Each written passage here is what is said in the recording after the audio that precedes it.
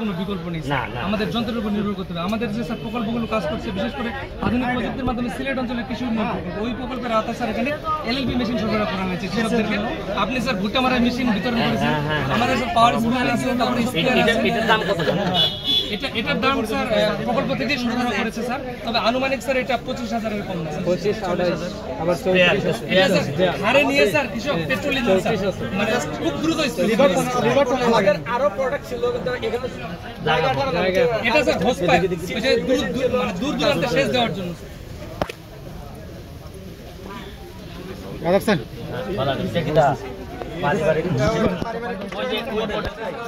ওই মডেলটাই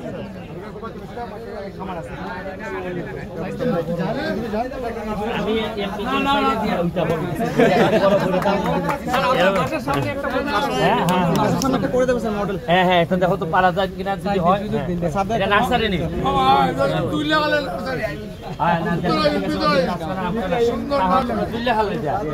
বাদুল হাজার হাজার লাখ লাখ সারা তোমরা দিয়ে দিতে পারো না।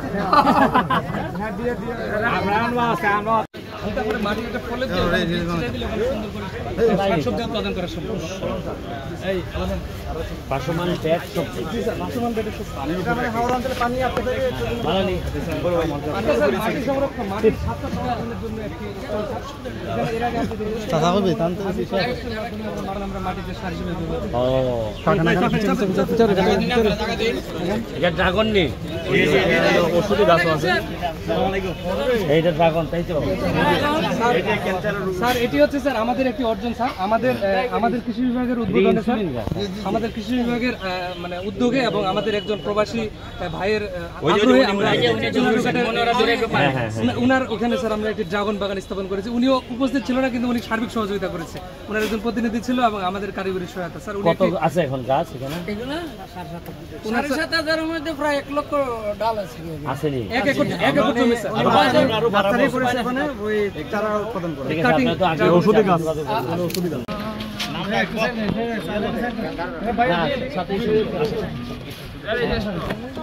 ভালো আছেন?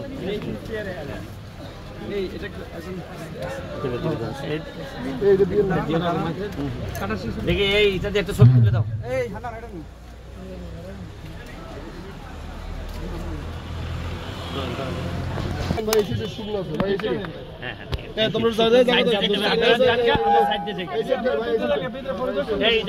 আবার কিছু বালু ফালাইতে হবে, বালু পড়ছে কিন্তু বৃষ্টিটা আবার হয়ে গেছে, এখন তো বালু ফালাই দিলে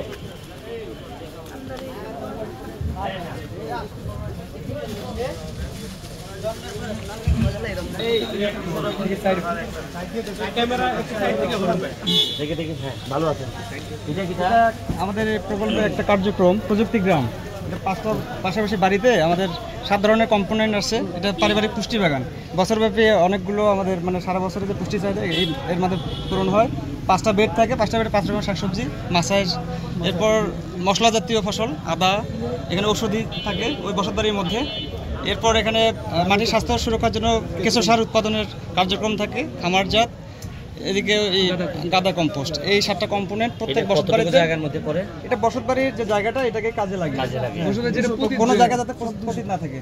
এটা দেখেন কেঁচো থাকলে দেখেন কেঁচো আছে কিনা এখানে দেখাতে পারেন।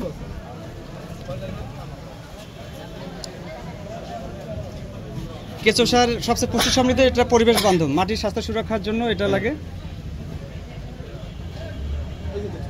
তাই পরেরটা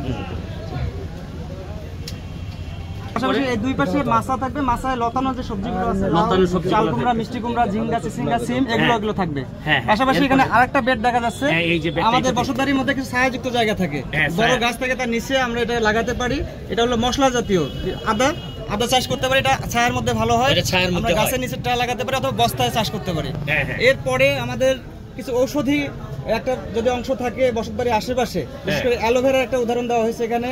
এছাড়াও অশ্বগন্ধা, আমাদের তুলসী আছে, শতমূলী আছে, এগুলো লাগানো যেতে পারে। আচ্ছা, এইদিকে তাহলে এই সাইডটা এবং পাশাপাশি আপনারা একটু প্লিজ। হ্যাঁ, আমরা সারা বছর জুড়ে যে সারা বছর জুড়ে শাকসবজি উৎপাদন, ফলমূল উৎপাদন করতে গেলে মাটির স্বাস্থ্যহানি হয়।